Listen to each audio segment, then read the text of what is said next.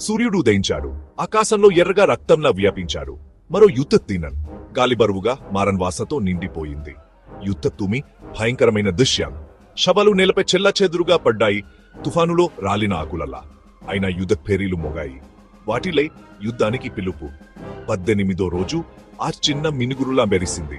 పాండవులు అలసిపోయినా దిచ్చంగా ఉన్నారు. కౌరవులు బలహీనులనా ధైర్యంగా ఉన్నారు.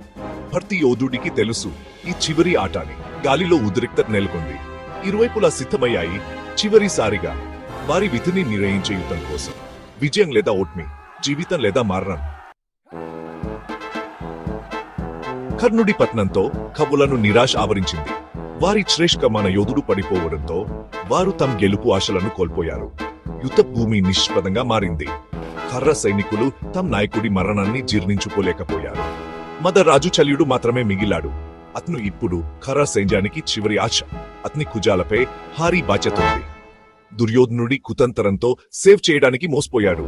బరువైన హృదయంతో నాయకత్వం వహించాడు. అతని మనస్సు ఎప్పుడూ ఈ యుద్ధంలో లేనప్పటికీ అతను తన కర్తవ్యాన్ని నిర్వర్తించడానికి ముందుకు వచ్చాడు. అతని విధేయత ఇప్పటికే వేరే చోటు ఉంది. యుద్ధ భూమి హఫ్తా యుధిష్ఠిరుడు చూస్తున్నాడు. అతని హృదయం బాధపడింది. అతను శల్యుడిని గౌరవించాడు. అతని తండ్రిలా చూశాడు.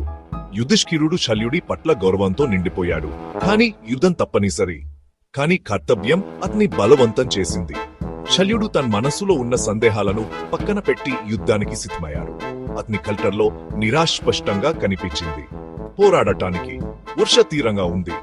శల్యుడు అనుభవజుడైన యోధుడు. అతని ప్రతి దెబ్బలో అనుభవం కనిపించింది. యుద్ధం ఉచితంగా సాగింది.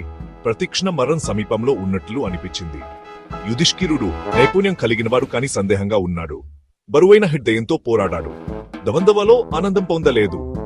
అతని ప్రతి దెబ్బలో బాధ కనిపించింది. చివరకు యుధిష్ఠిరుడు కొట్టాడు. అతని చూలం గురి చేరుకుంది. శల్యుడు పడిపోయాడు. అతని మరణం కౌరవులకు దాడి. యుధిష్ఠిరుడికి విచారమైన విజయం. శల్యుడి మరణం కౌరవ సైన్యానికి పెద్దెబ్బ. యుధిష్ఠిరుడు గెలిచినా అతని హృదయం బాధతో నిండిపోయింది. యుద్ధభూమి ఉగ్రరూపం దాల్చింది. ఇద్దరు సోదరులు ప్రతీకారంతో రగిలిపోయారు. సహదేవుడు శకునిని ఎదుర్కొన్నాడు. ద్రౌపది అవమానానికి కారణమున మాస్టర్ మైండ్. అతని కోపం కట్టలు తెంచుకుంది. వారి ద్వంద్వ పోరాటం కోపం యొక్క గదాదేవుడు ఆవేశంతో పోరాడాడు. ప్రతి దెబ్బ అతని రారి కోసం దెబ్బ, వారి గుణం ప్రతీకారం కోసం. అదే సమయంలో నకులుడు దాడి చేశాడు. అతని లక్ష్యం ఉలుకుడు, శకుని కుమారుడు. అతను పోరమైన అందంతో కదిలాడు. అతని హృదయం ప్రతీకారంతో కదిలింది. ఉలుకుడు నకులుడి కోపానికి సరిపోలేదు. అతను పడిపోయాడు. కురువు యొక్క మరొక కుమారుడు కోల్పోయాడు. యుద్ధం యొక్క తీరని ఆకలి ద్వారా మరొక ప్రాణం బలిగొన్నది. యుద్ధం యొక్క ముగింపు. భీముడు వర్సెస్ దుర్యోధనుడు. వారి శత్రుత్వం గాలిలో గుసగుసలాడిన ఒక పురాణం. ఇప్పుడు ఇది చివరి క్రూరమైన మరణత్యంలో ముగిసింది. దుర్యోధనుడు అతని ఆయుధంగా బలరాముడు స్వయంగా శిక్షణ పొందాడు. అతను పొదరమైన నందంతో కదిలాడు. అతని హృదయం విజయం పైచుంది లేదా మరణాన్ని. భీముడు కోపంతో కట్టుడు మెరుస్తున్నాయి. అతని గద్ ఒక మసబారినది. అతను ప్రమాణం చేశాడు దుర్యోధనుడి తొడను విరగొట్టడానికి, ద్రౌపది అవమానానికి ప్రతీకారం తీర్చుకోవడానికి. వారి గదలు కోడికొన్నాయి. యుద్ధ భూమి అంతరాప్రవం ప్రతనించింది. యుద్ధం యొక్క కురుములతో కూడిన సింఫనీ. ఇద్దరు యోధులు, వారి నైపుణ్యంలో నిష్ణాతులు. ఎవరూ ఒక్క అంగురం కూడా వదలలేదు. హదవ్ విభాగం గదా యోధుని పతనం. ద్వంద్వ పోరాటం కొనసాగింది. గంటలు ఒకదానికొకటి కలిసిపోయాయి. అయినా ఎవరూ లొంగిపోలేదు. దుర్యోధనుడు నిరాశతో నిండిపోయాడు. భీముడు నీతిమంతుడైన కోపంతో. బలరాముడు చూస్తున్నాడు. అతని హృదయం చిరిగిపోయింది. ఇద్దరు అతని శిష్యులే. పోరాటం మరింత ఉత్తత్తమంది. ప్రతి దెబ్బ, ప్రతి దాడి మరింత తీరమంది. యుద్ధ భూమి వీరుల అరుపులతో మార్మోగింది. కాని అతను తన మాటిచ్చాడు. దుర్యోధనుడికి విజయం. అతను ఛాయంగా పోరాడనంత వరకు. అప్పుడు అది జరిగింది. భీముడు కోపంతో దిగువకు కొట్టాడు. అతని దెబ్బ భీకరంగా దుర్యోధనుడి శరీరాన్ని చీల్చింది. అతని గద దుర్యోధనుడి తొడలను చీత కొట్టింది. దుర్యోధనుడు నప్పితో కూలిపోయాడు. అతని ముఖం బాధతో వంకరగా మారింది. చూస్తున్న సైన్యం నుండి ఒక నిట్టూర్పు వచ్చింది. ఒక నియమం ఉళ్లం తోరించబడింది.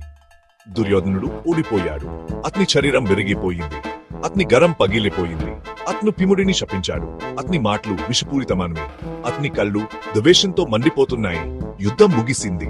కాని ఈ పోరాటం వీరుల గుండెల్లో చిరస్థాయిగా నిలిచిపోయింది. ఆర విభాగం భయం రాత్రి అశ్వత్థామ ప్రతీకారం. రాత్రి అయ్యేసరికి పాండవులు విజయోత్సవాలు జరుపుకున్నారు. వారి విజయం కష్టపడి సంపాదించారు. కాని వారి ఆనందం స్వల్పకాలమే. ఎందుకంటే చీకటి దాని స్వంత భయానకను కలిగి ఉంది. దుర్యోధనుడి నమ్మకస్తుడైన స్నేహితుడు అశ్వత్థామ రగిలిపోయాడు. దుచన్ మరియు ప్రతీకారంతో నిండిపోయాడు. అతను ప్రమాణం చేశాడు.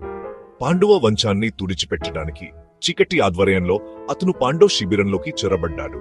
దెయ్యంలా అతను కదిలాడు. అతని హృదయం అతని కతిలో చల్లని రాయి. అతను వారిని కనుగొన్నాడు. పాండవుల కుమారులు నిద్రపోతున్నారు. అనుమానం లేదు.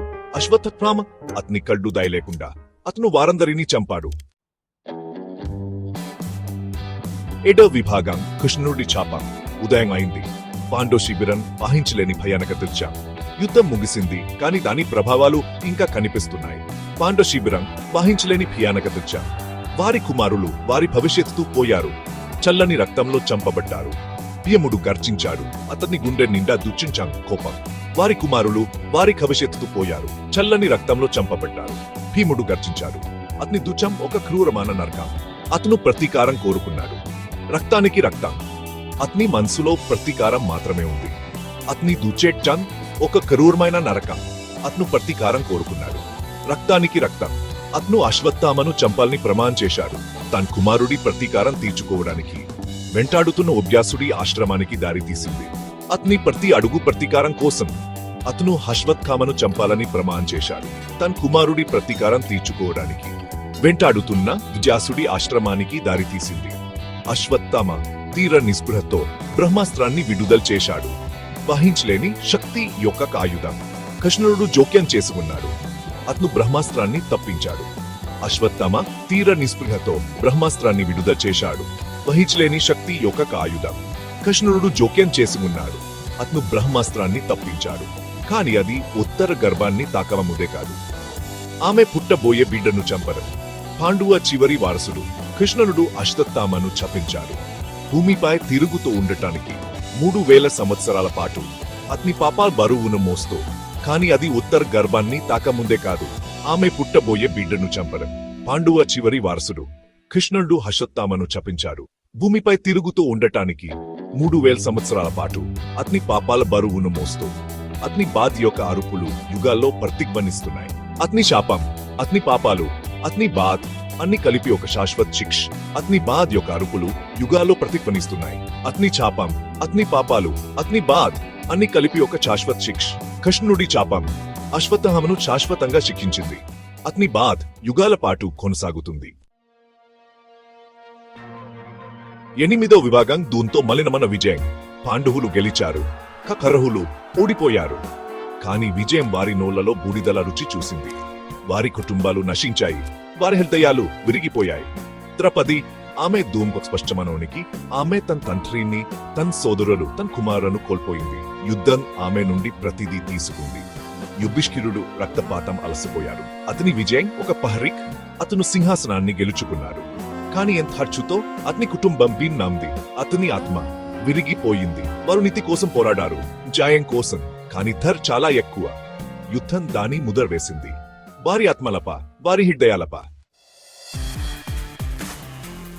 9వ విభాగం సింహాసనం యొక్క బరువు. యుధిష్ఠిరుడు సింహాసనం అధిష్ఠించాడు. అతని విజయం యొక్క బరువుతో అతని హృదయం బరువైంది. అతను రాజు, కాని అతని రాజుష్కలో ఉంది. అతని కుటుంబం విరిగిపోయింది. యుద్ధం ముగిసింది, కాని దాని మచ్చలు లోతుగా పరిగెత్తాయి. పాండవులు ఎప్పటికీ రక్తపాతం ద్వారా గుర్తించబడ్డారు. వారి గతంక దెయ్యాల్చే వెంటాడారు. రాజుగా యుధిష్ఠిరుడు జుబానం మరియు కరుణతో పరిపాలించాడు. అతను తన రాజ్యాన్ని పునర్నిర్మించాడు. అతను యుద్ధ గాయాలను నయం చేయడానికి ప్రయత్నించాడు. కాని కురుక్షేత్ర జిత్తాపం కొలవడి ఉంది. యుద్ధం యొక్క భయంకరమైన ఖర్చును గుర్తించడం.